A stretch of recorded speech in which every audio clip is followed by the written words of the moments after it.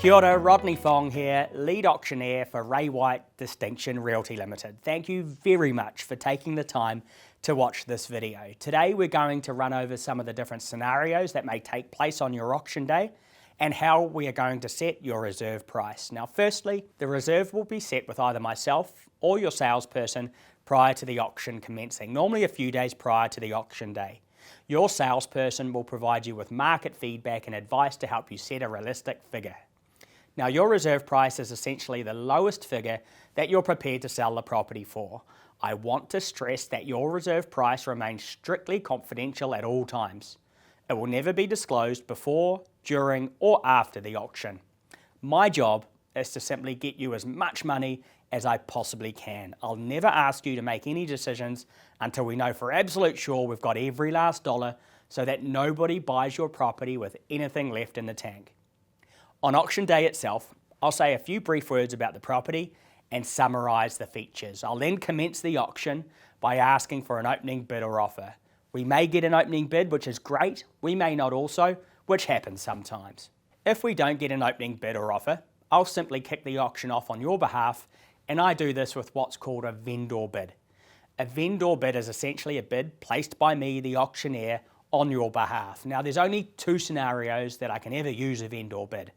The first is to start the auction if the buyers don't start, and the second is to keep the auction moving if the bidding ever pauses or stops at any stage. Now the vendor bid is an indication to the buyers that we are below the reserve price. I must legally disclose it's a vendor bid, and these will only occur below the reserve price. But once the bidding is underway, I'll drive the bidding as long and as hard as I can until that bidding begins to slow or stop. Now at that situation, one of two things can happen. The first is that we would go on the market on the auction floor. That means the bidding has gone quite well and we're either at or past your reserve price. What is crucial to touch on at this point though, is that I won't automatically announce the property on the market the second we hit your reserve. If people are spending money, I don't want to stand in their way whatsoever. The only time I will announce your property is on the market is if we are past your reserve. However, if it's clear that the buyers are really starting to run out of money, then we can announce the property is on the market in the hope that it triggers more bidding. Because often when a buyer knows they are playing for keeps, that is when their fear of loss and sense of competition takes over. The second scenario that can take place is if the bidding stops or pauses below your reserve. In this situation, I will physically pause the auction and I'll take the highest bidder out of the room to negotiate further.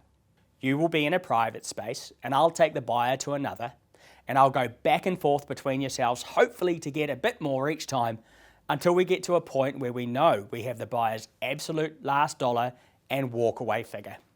At that moment, I'll come and speak with you. I'll say, Mr. or Mrs. Vendor, what would you like me to do? This is all the cash that we can get for you today. This is the decision time. Are we selling or are we not? If you say the best thing for us to do is to sell and move on, I'll then go back into the auction room. I'll announce the property is on the market.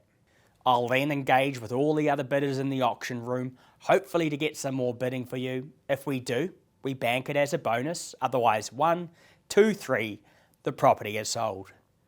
And the final scenario that can take place on the auction day is what happens if we don't get to a level that we are prepared to sell or we don't get any bidding at all. And that sometimes happens. Well, the great news about that is this.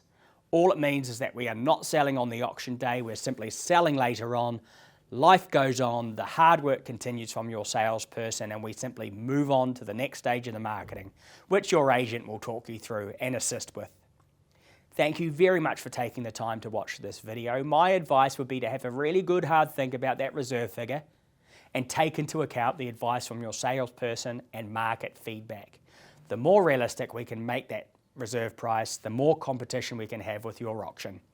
Again, the reserve figure remains strictly confidential at all times, and my role is to get you as much as I possibly can. One last thing before I finish is to remember to relax. Selling can be stressful, we know that, and our team want to ensure that we will do everything we can to get you the very best price in a relaxed setting. We've got this. Thank you, team, very much. I look forward to working with you very soon.